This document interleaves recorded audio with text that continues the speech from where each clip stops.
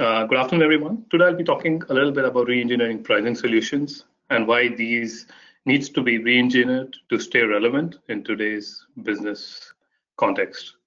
So just to set the context in terms of why pricing is important, the numbers that you're seeing on the screen are actually from results from a recent study that we did for one of our clients. And as you can see, a small price change of about 1% in terms of selling price could really have a significant gain in terms of your bottom line or operating profits. So really, the margin for hitting the sweet spot is really small, and hence a lot of clients use various pricing techniques. And one of the pricing techniques that a lot of them use is conjoint, which is where SKIM comes in. Without spending much time, we started off in Rotterdam, but now have expanded to 8 offices to cater our clients worldwide. Talking about pricing, and one of the recent trends that we've seen is that the local brands globally, and this is a global phenomenon where local brands are challenging champion brands for the market leadership position. It's more so an APAC phenomenon. So the logos on the screen that you see are from some of the brands in the APAC region. And one hypothesis that we have is that these local brands are that much more agile and quicker with their pricing and promotion strategy. So they're able to get it right on most occasions as compared to champion brands, which take a lot longer in terms of making changes to their pricing or portfolio. And of course, research plays a role in terms of the time taken for the research and actually taking action on the insights based on the research. And hence we feel that the need of the hour is to come up with a solution that is agile, so something that can be turned around within a few weeks, because we've seen some of the pricing studies taking about months together and then another month for the client to decide what is the action point that they want to take from the research. So you want to turn around the research within a few weeks so that you can actually have something to go to market within a month or so. You're looking at something that is affordable. So if you're looking at pricing to get tactical gains over competition, you want something that is affordable so you can do a few times over the span of a year. Also, you want something that is actionable. So not just indicating at what price people are likely to buy, but also in terms of what are the kind of revenue gains or volume gains that you are to gain with a price increase or a price decrease. And one such model or one such solution that has been commonly used in research for quite a long period of time is the Van Westendorp. Most of us are aware, but for those who aren't, it's based out of the 4 questions that you can see on the top left corner, which is in terms of indicating whether the respondent indicated what price they find it too cheap, to what price they find it too expensive. The output is on the top right, where you look at the 4 curves and the graph in terms of understanding what's the optimal price range and what is the optimal price point that the brand manager or the CMI manager should be looking at. It has its share of advantages. So you're looking at an optimal price range in which to operate, and also in terms of it does not require specific pricing input. So you could give a price range based on which the respondent could indicate what price they find it cheap or at what price they find it expensive. It's also highly familiar. Most of the brand managers and CMI managers have used it in the past. So that's one of the bigger advantages. What we also feel is saying that it's got quite a few disadvantages. So you're looking at it totally ignores the competitive context. It does not factor in the impact of the competition pricing on the pricing of the test product or the test concept. It also does not indicate in terms of what's the source of volume. So if you were to change prices, where are you likely to gain those volumes from or lose those volumes to? Keeping this in mind, we at SKIM decided to re-engineer the Van Westendorp and actually make it more relevant or more actionable for the client.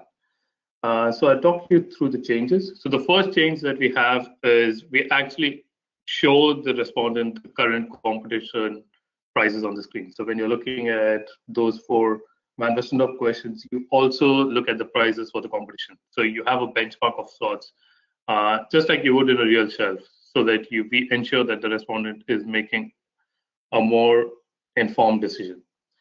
As I mentioned, this is based on the Van Westendorp. So the Van Westendorp questions are followed by some follow-up questions, and the results of those questions are calibrated so that we have a realistic uptake of the product. We all know that in Asia, overstatement is an issue, so we kind of calibrate the responses. Another thing that we felt that the Van Westendorp does not really look at is in terms of identifying price thresholds in which a brand should be operating. So we also look at price sensitivities for the client brand as well as competition. And the last bit is looking at source of volume. So in terms of possible price changes, increase or decrease, what is or where is this volume coming from or going to? So with this proposition, we approached Unilever to understand whether, hey, would you be interested in a pilot for any of your business units? And turns out that they were looking for a pricing research for one of the juice brands. So they were looking at whether a price change could help them maximize the revenues and what would be the impact of this price change. So with the price change, what is the exact amount of volume they're likely to win or lose and revenue gains or loss. And lastly, in terms of which brand is likely to gain or lose due to this price change.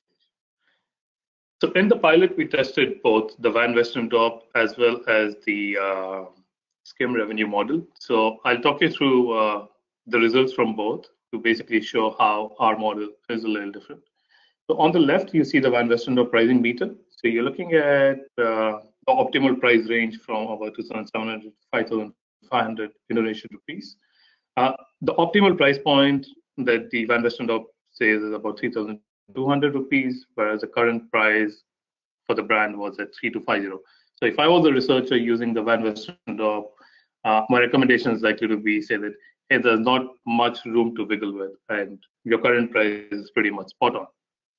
But when we look at the SKIM pricing model, which goes back to the core pricing philosophy of just looking at revenue and demand, we say that, hey, while your current price is good enough, your optimal price typically should be around 3,000 Indonesian rupees, where we see that you actually gain substantially in terms of uptake as well as revenue. So you gain about 8% uptake and about 6% in terms of revenues. So that was something that was really appreciated by the client, and it kind of illustrates how the re-engineered solution gives you that much more and more actionable insights as compared to something that's a little dated. There was also a follow-up question from the brand manager saying that, okay, you're telling me saying that I'm likely to gain about 8% volumes, but where is it coming from?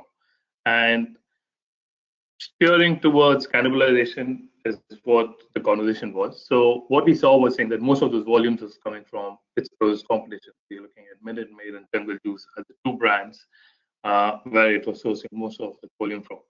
So this can be done at a brand level or an SKU level. So a brand manager could be looking at that, hey, are my volumes coming from another SKU of mine or is it from competition? So that too can be answered via our solution.